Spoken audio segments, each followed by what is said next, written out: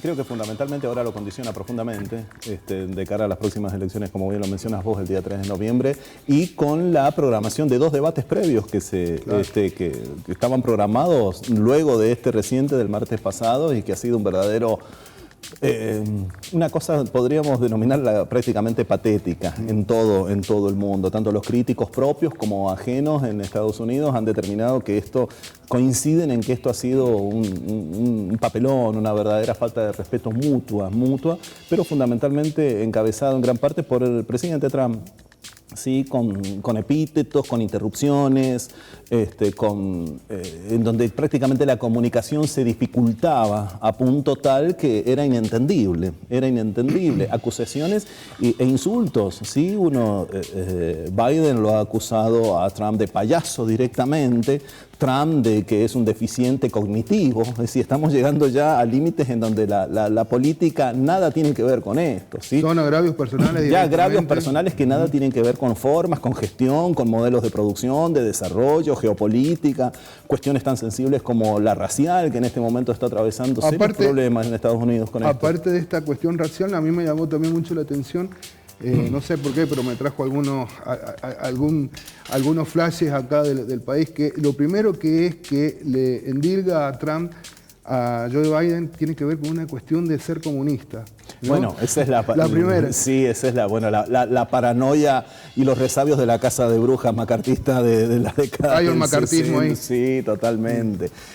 Pero, a ver, Biden tampoco, y esto corre por mi cuenta, tampoco es un político brillante. Sucede que al lado, pero lo que sucede es que tiene una trayectoria y una carrera política. Sucede que al lado de Trump cualquiera luce, porque en realidad es un hombre muy poco dotado, primero en cuanto a su retórica, es muy torpe políticamente, y si nosotros llegamos a creer que el poder de Estados Unidos reside solamente en una persona, estamos cayendo también en una equivocación, porque ¿qué significa el poder de Estados Unidos? Es el Consejo Judío, es Wall Street, es el conglomerado armamentístico, es el Congreso, un senador, el peso que tiene en Estados Unidos es potentísimo, es decir, no es la imagen nuestra que tenemos nosotros acá. Entonces, por eso, pensar o llegar a creer que el poder reside en una sola persona, por ejemplo, es la fuerza militar. Es decir, los generales más enmarcados, más encumbrados, no solamente siempre reside ahí. Tal vez es un juego de cosas y es un juego pendular que oscila uno y otro, depende la característica. Además, Estados Unidos no es que tenga una política, ¿sí? Tiene una política interna y una política hacia el mundo, una política hacia afuera. Internamente... Recién lo hablábamos un poquito fuera de cámara, eso, ¿no? Esto que muestra Donald Trump hacia afuera, con esta cuestión del liberalismo, es ser liberal, pero hacia adentro resulta que el sumamente cerrada, es una de las economías sumamente cerradas. De hecho, tanto es así que recién mencionabas, y retomo algo de lo que habías mencionado con esta idea, esta cuestión que tienen acerca del comunismo. A ver, expresión que muchos se atreven a mencionar, a expresar, pero terminología y concepto politológico, científico, que pocos conocen, ¿viste? Son esas cuestiones que sí, todos mencionan algo, y bueno, ¿y qué es el comunismo? Y quedan ahí, no comienzan a explicarlos porque carecen de las herramientas para eso, quienes muchas veces nos acusan y mencionan de eso. Recientemente, de hecho en este momento, Mike Pompeo, que es el secretario de Estado norteamericano, está en Europa y está buscando apoyos y está haciendo una articulación política buscando y pendulando en el juego europeo. Ha visitado también Italia y Roma concretamente, y ha habido un movimiento político ahí muy interesante que pocos se conocen, pero también es digno de mencionar, que tiene que ver con una situación en donde el Papa Francisco no lo ha recibido. Él buscaba que lo recibiese el Papa. ¿Y por qué motivo? Esto tiene otra explicación, que es muy interesante. Acaba de firmar recientemente la sede vaticana con el gobierno, y esto es muy importante, con el gobierno de China, un acuerdo mediante el cual ahora la Iglesia Católica es reconocida en China. Esto es una noticia que acá poco nos llega, pero es muy interesante conocerla. A cambio de que el Papa Francisco y la sede vaticana reconozca y establezca los obispos propios allí en el Estado chino. Esta situación ha sido acusada y percibida por parte de Estados Unidos que la sede vaticana está haciendo confabulaciones y conspiraciones con el comunismo. En realidad no es así. la respuesta y que se entiendan los mensajes en esto es política, Francisco no lo ha recibido. Amparados en una cuestión de protocolos, en una cuestión formal y demás, lo va a recibir un prelado de él, un obispo, un representante también del Estado Vaticano.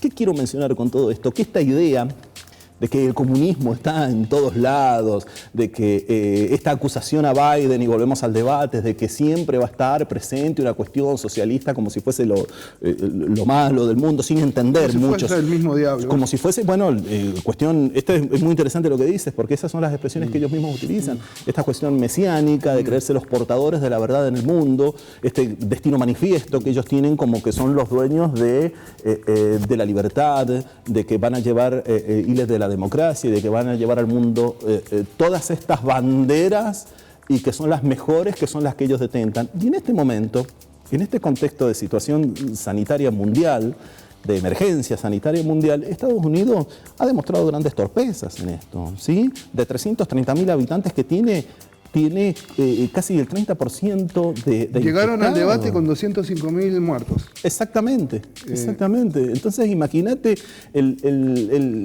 la tragedia que le ha significado, es decir, no poder administrar esto. Esta situación, qué bueno lo que me dices, porque lo único que ha demostrado esta situación es poner de manifiesto que el manejo de la cosa pública, por más empresario exitoso del mundo empresarial, financiero y proveniente del mercado que vengas, si no conoces la cosa pública, el manejo del Estado y la cosa pública claramente no es por cualquiera.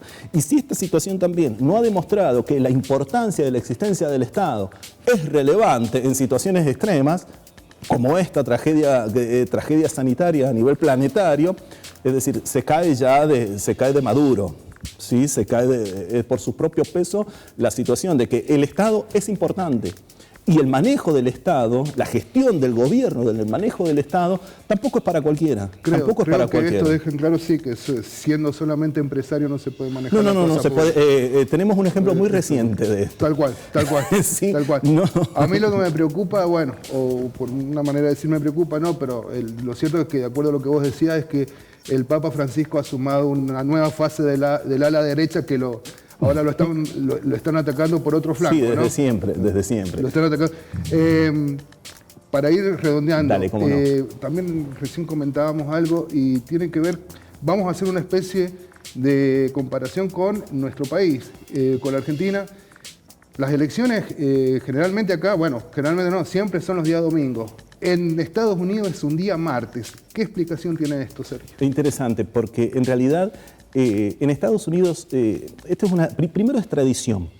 Ya desde 1845 en Estados Unidos las elecciones se establecen un día martes, primero por una cuestión, por el fuerte componente del protestantismo europeo, religioso, el fuerte componente religioso que tiene esta sociedad, y que el domingo era un día dedicado a Dios. Sí. ¿Sí? Tal como veíamos en la familia Ingalls. Tal cual. Son estas comunidades que tienen un fuerte apego y respeto a las creencias y a las costumbres religiosas, motivo por el cual el domingo no se podía hacer la elección. El lunes, Estados Unidos es un país de un extenso territorio, como lo sabemos, el día lunes se suponía que debían acercarse en carruaje, en carreta, todos aquellos pobladores que vivían en los condados, en los pueblos más alejados de la capital o el centro neurálgico donde se votaba, entonces debían salir el día anterior. Se descarta el día lunes. El día miércoles es el día en donde tradicionalmente se venden los granos, claro. El día para la venta agrícola, entonces quedaba muy bien el día martes. Entonces se estableció como día martes y se llena un vacío, incluso hasta legal en ese sentido. Claro, el tema es que ahora tiene una implicancia... Esto es en este contexto. En ese contexto, ahora ¿sí? hay otra implicancia. Ahora esto ha permanecido porque le ha venido muy bien y lo único que hace esto, es muy interesante lo que me planteas porque me llevas a un terreno en donde podemos decir que se favorece la apatía política. Exacto. ¿Sí? En donde el estudiante, el trabajador, el hombre que está en la fábrica, el hombre que está en los talleres, los estudiantes que tal vez estén interesados en votar, ¿sí? No pueden asistir por compromisos de vida, por compromisos estudiantiles, con sus trabajos, entonces no se puede asistir el día martes. Esto, insisto, favorece y generalmente son las clases obreras, las clases trabajadoras, insisto, el estudiantado, la gente que está comprometida en su vida diaria, semanal, con otras cuestiones, no puede asistir un día martes. En aquel entonces y en aquel contexto resolvió una situación. ¿sí? En este contexto favorece la apatía y la poca participación. Estados Unidos, en la última elección, ha tenido un 42% de participación, ¿sí? Nosotros, la República Argentina, el año pasado, hemos tenido el 83% de participación en las urnas. Esto quiere decir que no quieren la política.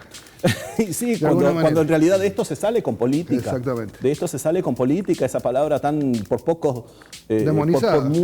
por muchos mal vista y demonizada, pero en realidad no es otra cosa que esto. Y si vos no te interesas, no participas en el juego político, no te informas, si tus fuentes de informaciones siempre vienen enfrascadas, vienen enlatadas, son siempre las mismas, y bueno, depende de tus consumos, desde donde te nutras, desde donde te informes, desde cómo te eduques y demás. Eso es lo que muchas veces se pretende desde algunos sectores, generalmente, que se entienda como lo digo, vos me entiendes, financieros más concentrados, lo que pretenden es que no se participe, porque es más, se apunta a lo que se superó ya hace varios años, muchos años, que es esta cuestión censitaria de la participación en la política. Y esto no debe ser así, ¿sí?